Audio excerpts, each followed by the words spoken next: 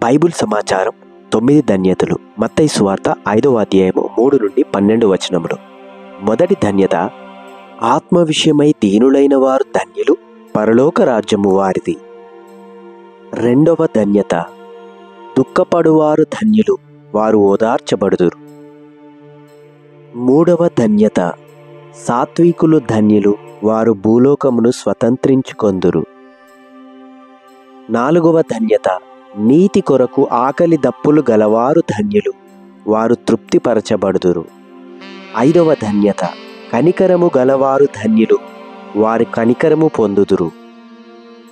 ఆరవ ధన్యత, హృదయ శుద్ధి గలవారు ధన్యులు, వారు దేవుని చూచెదరు.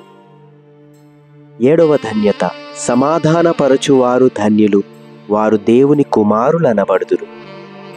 ఎనిమిదవ ధన్యత, నీతి నిమిత్తము హింసింపబడువారు ధన్యులు, పరలోక రాజ్యము వారిది. తొమ్మిదవ ధన్యత, నా నిమిత్తము జనులు మిమ్మును నిందించి హింసించి మీ మీద అబద్ధముగా చెడ్డ మాటలెల్ల పలుకున్నప్పుడు మీరు ధన్యులు, సంతోషించి ఆనందించుడి, పరలోకమందు మీ ఫలము అధికమగును.